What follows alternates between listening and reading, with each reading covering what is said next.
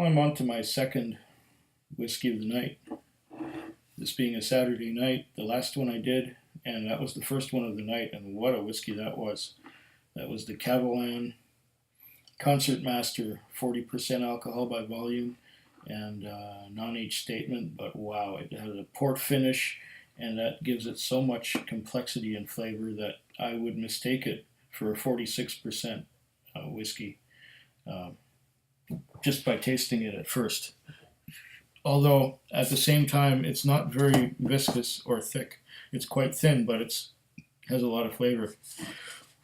Here's another one that's been collecting dust on my shelf for a while. It is a Glenglassaugh Octaves. Now, I'm going to pour a dram of this first before I read all the lettering that's on the sides of this tube. It's a nice thick bottle. Highland single malt Scotch whisky, matured in octave casks. 44% alcohol by volume, 700 mils. So this is a UK or European size bottling. I've had this one since the 9th of September. So now it's almost April. Actually, it is April by 6 minutes. It's April Fool's Day. So hopefully nobody pulls a fast one on me. Yeah, let's... Oh, that was interesting. Not much of a pop on that.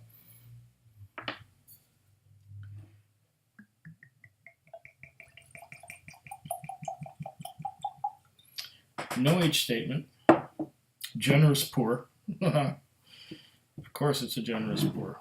And what does it say on here? Might as well. Nothing in there. Let's read what it says on established in 1875. Glenglassaugh Distillery. Okay. A lot of small writing on here. Let's see what it says. Oh man. This thing's dusty too. Dusty glass. Can't read through that dust. Okay. Maybe now. Oh, that's better. Glenglassaugh Distillery, standing on the Moray Firth coast at the edge of Sandown Bay, is a distillery which lay silent and forgotten for over 2 decades.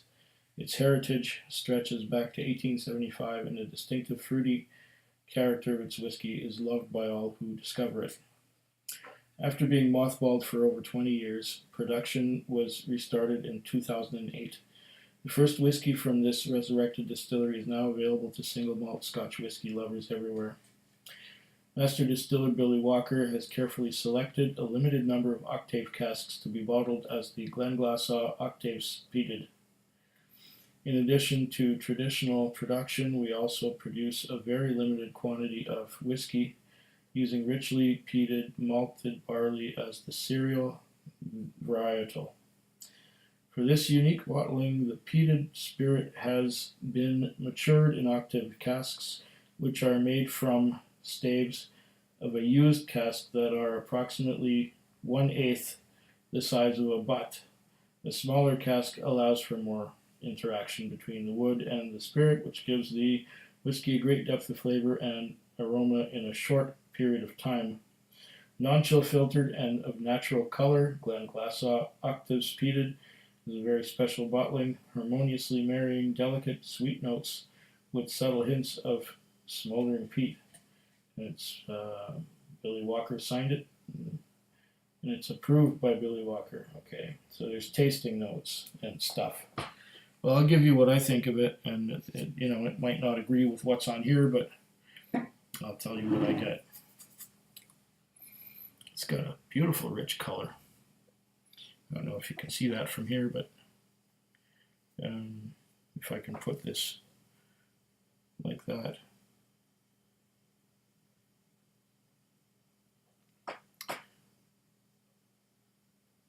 Yeah. It's a brownish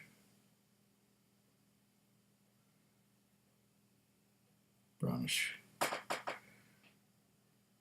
amber. I'd call it amber.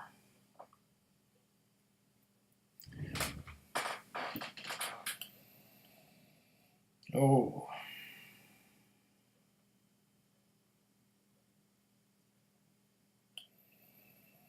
That does smell nice. I'm getting hints of banana, fruit, peaches.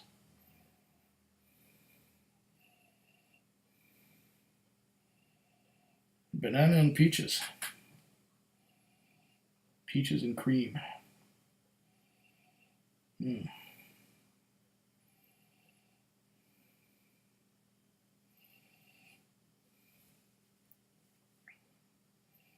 If it's peated, it's lightly peated.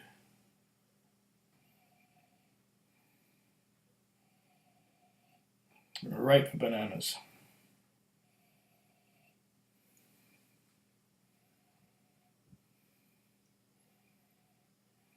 Peaches.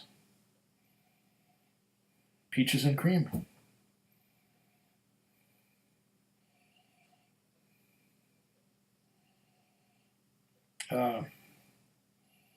Getting some spices too.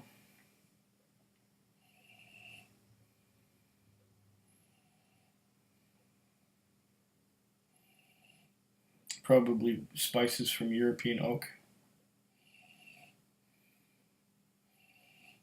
Maybe some tannins. 1/8 of a butt. Okay, that's why it's an Octaves cask.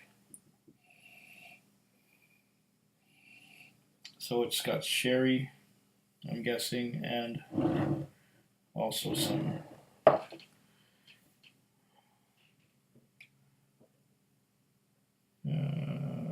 no pregnancy, the recycle and don't throw in the trash, whatever. International symbols on the back of it, right about there.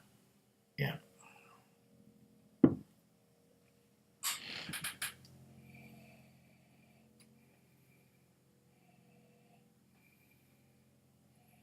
There's something spicy too. Nutmeg, maybe. I think I might be getting a hint of ginger too.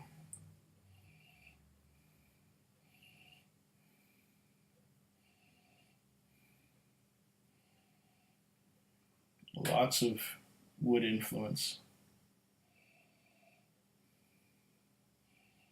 Let's give it a taste.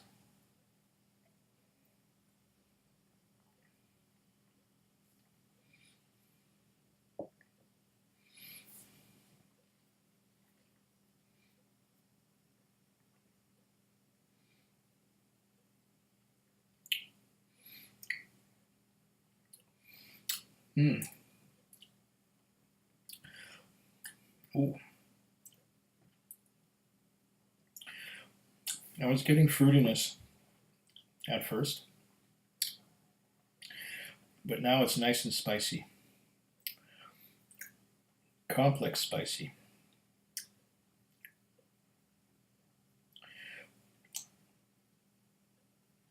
It's like the wood, the flavors from the wood are coating my mouth all over. Spicy, bit of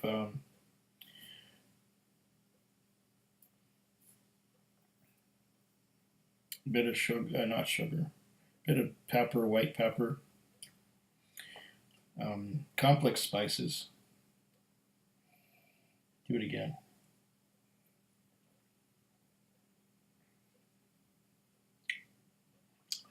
It doesn't have a very thick mouthfeel.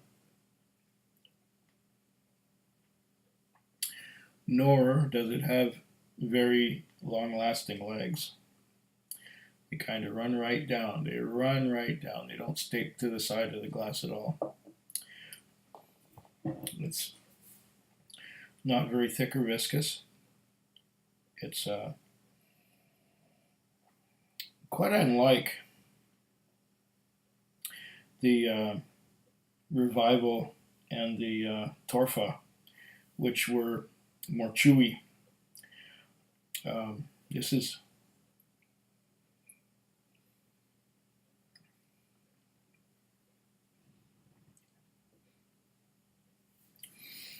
thin and woody, so it's quite young.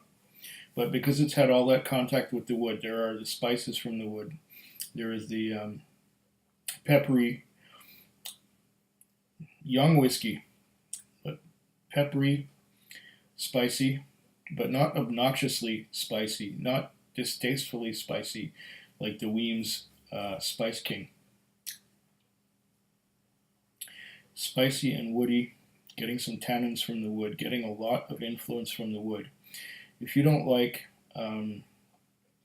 chewing on popsicle sticks that have been dipped in wine, then you won't like this. But if you like some sherry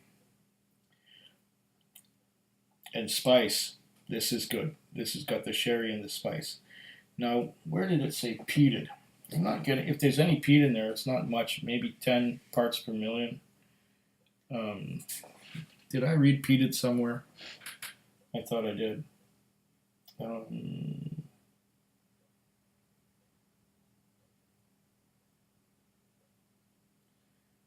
Octaves Peated. Where does it say peated? It does say peated on here, but I don't get much peat. Like I said, maybe 10 or 12 parts per million. I'm getting more spice from the wood than I'm getting peated.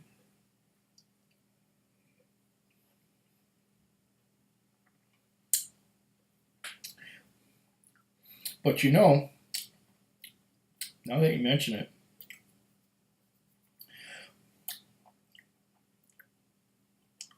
now I'm getting some peat. Like, oh wait, maybe it's a little more than about 12. I was mistaking. There's a lot of spice, but hidden inside that spice is the peat. And the peat's coming out now, coming out of the spice. I didn't get any peat on the nose at all. None. None. But it's evolving now. It's changing as it's opening up. Oh, fascinating. Yeah, it doesn't have, like I said, it doesn't have the thickness of the Revival and the other Glenglassaugh, the Torfa.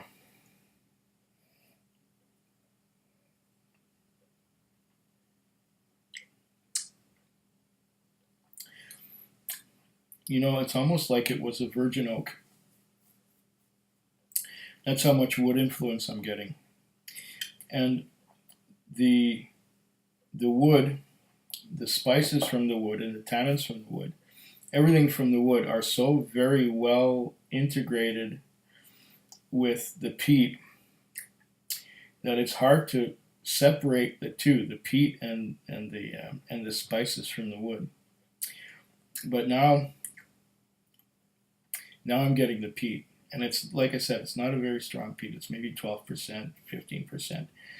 It's not, but it's so well hidden within the finishing of the wood. This is a beautiful job of just making the flavors come together in such a way that they become one, and you cannot tell where the beginning of one is and where the end of the other is, or something like that.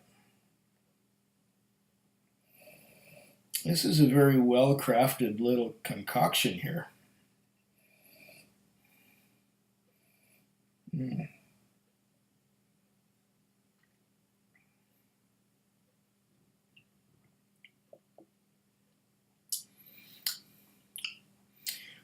I have not been disappointed by any Glenglassaugh that I have ever tried. This is quite a beautiful little piece of work. Once again, here's what the bottle looks like.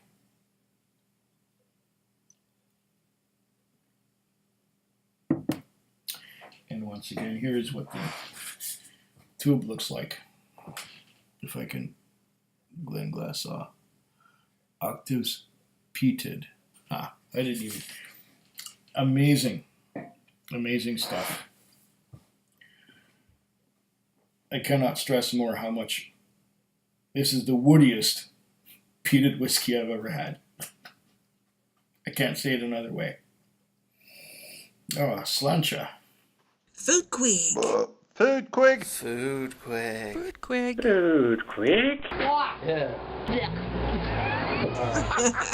Being absent-minded, I forgot to say how much this cost me back in September the 9th.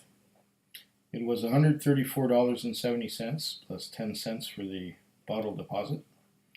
So a subtotal of $134.80, $6.73 for GST, $13.47 for liquor tax.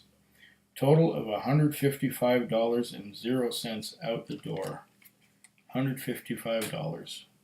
Canadian, that is.